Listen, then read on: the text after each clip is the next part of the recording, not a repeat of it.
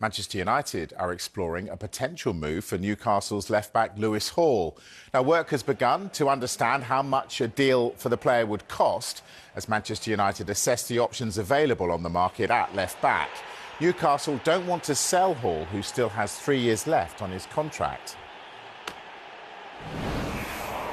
Well, as United look to potentially add Lewis Hall, the players they've signed already seem to be settling in. Andre Santos arrived for £50 million from Chelsea this month and showed his quality with that finish. Pressure on the FIFA president Gianni Infantino as the fallout continues from his proposal to sell off a stake in the World Cup. Now, one of Infantino's senior advisors, Carlos Cordero, has resigned in protest, while FIFA's chief operating officer, Kevin Lamore, claims that Infantino has deceived the governing body's staff. Well, Cordero, who you can see in the glasses on the right there, is a heavyweight figure within FIFA and has worked alongside Infantino since 2021. He was formerly the president of US Soccer and a vice chairman of Goldman Sachs. And in a statement, Cordero said this: "I cannot stand by while FIFA considers selling a stake in the World Cup. I had no involvement in this proposal and I oppose it unequivocally. It is a bad deal for FIFA's member associations, a bad deal for football and a bad deal for the long-term future of the game. This proposal should be rejected. Decisions of this magnitude should be made in the interests of football, not those who stand to profit from it." Well, while his senior advisor resigned, Infantino has been in Morocco today celebrating their Throne Day. Morocco will be one of 6 host nations of the next World Cup in 2030, alongside Spain, Portugal, Uruguay, Paraguay and Argentina. Well, in a further blow to Infantino, FIFA's chief operating officer, Kevin Lamore, has said, to put it very clearly and directly, the project has sparked so much controversy and debate is not a FIFA project. It is even less a project of FIFA's administration. It is the project of one person. The FIFA vice presidents, the members of the FIFA Council, the confederations, the federations, the players, the leagues, the clubs and the fans were not the only ones who were ignored. FIFA's own administration was also deceived. A president must bring people together, unite them and inspire them. Today, we are experiencing the opposite. I think things are now looking very, very bleak for Gianni Infantino. And I think that's an extraordinary thing to say, because just a few days ago, he seemed to be at the height of his powers. He started this week by taking to social media and writing an 8-page diatribe, calling his critics haters and celebrating what a great job he was doing. Fast forward a couple of days and he's fighting to keep his job. I think the question this evening is he going to be taken out by somebody inside FIFA or somebody outside FIFA? I think this statement that's been given to Graham Dunbar of the Associated Press by Kevin Lamore is an incredible statement. Kevin Lamore is the chief operating officer of FIFA. He's not resigning. In this statement, he is saying, if this statement means I'll lose my job, so be it. At least I'll be able to sleep easily at night. He cannot take it anymore. He says he's been at FIFA for 2 years. He moved from UEFA. He's a very, very senior, respected football executive. He said, I cannot believe some of the things I've seen over the past 2 years. He says that people at FIFA have been deceived. The staff deserve better than to be treated with contempt and intimidation. And he makes it clear this plan to sell off a stake in the World Cup is not a FIFA plan. It is the plan of one person, Gianni Infantino. And I think Gianni Infantino has to be held accountable for this, and it's time for him to step aside and let somebody else lead world football. Well, this criticism of Infantino from within FIFA has come after UEFA and its 55 national associations confirmed they'd boycott all FIFA tournaments until Infantino's proposal is scrapped. Now, this follows the UEFA president, Alexander Ceferin, boycotting the World Cup final in protest against FIFA. It was a unilateral intervention something that was ill thought out and had potentially catastrophic consequences. So anyone who knows the game and who understands our role as custodians of the game would feel uncomfortable and nervous and frightened by what might lie ahead should we agree to sell off part of the World Cup competitions to private equity. I would be very, very surprised and shocked if FIFA doesn't act quickly to try and mitigate what lies ahead. Because the truth of the matter is, a Women's World Cup next year in Brazil without the big European nations there is not a World Cup at all. I would hope that the president of FIFA listens very, very closely to the response, not just from UEFA, because it's easy to say this is just a European reaction. And clearly Europe has quite some strength within the world football community. But for the Asian Confederation and CONCACAF, and who knows what the other confederations will say in the next 24, 48 hours.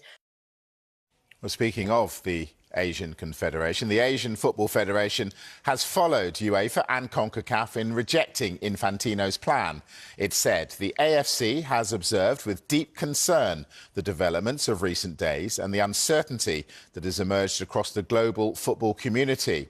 The AFC stands in solidarity with UEFA and CONCACAF in expressing serious concerns over FIFA's proposal. The fact that the real possibility of a World Cup boycott has entered public discourse should concern everyone who cares about the future of our game. The AFC believes that the proposed FFE cannot realistically achieve the necessary broad consensus and unity required to move forward. Any proposal that risks undermining the unity and universal character of the competition must be reconsidered.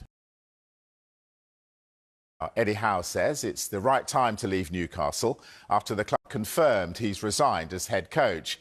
Well, Newcastle are on the verge of announcing Matthias Jesler as Howe's successor. We think they'll do that tomorrow. Well, the confirmation comes well over 24 hours after the news broke that Howe had left the club. He'd been in charge for nearly 5 years and led Newcastle to their first major trophy in 70 years when they won the League Cup last year. Now, he released this statement. After nearly 5 years of giving my life, heart and soul into the club with unrelenting energy, I feel that it's in the best interests of both myself and the club to step away, recharge and take a break. Although it's been incredibly difficult to make this decision, I know in my heart that it's the right one. I've always put the best interests of Newcastle before my own in every single decision I've made whilst I've been here, and this one is no different. It's been the privilege of my lifetime to have been the manager of Newcastle United. Finally, and most importantly, thank you to our incredible supporters. Your passion and loyalty have inspired me every single day. To stand on the touchline at St James's Park as your manager with the honour of representing your club has meant more to me than you will ever know. While my journey as manager has now come to an end, the affinity and love I will always hold for Newcastle United never will. Lovely, wholesome and emotional words from Eddie Howe in the Newcastle United statement that dropped at 4:30 this afternoon, announcing his departure at the club after nearly 5 years in charge. Newcastle waited all of yesterday and most of today to drop that announcement due to the fact they wanted to ensure that they had Eddie Howe's successor lined up and in place. Documentation has been going back and forward between lawyers all day, but they're now in a position where they feel they have his replacement, Matthias Jesler, in place.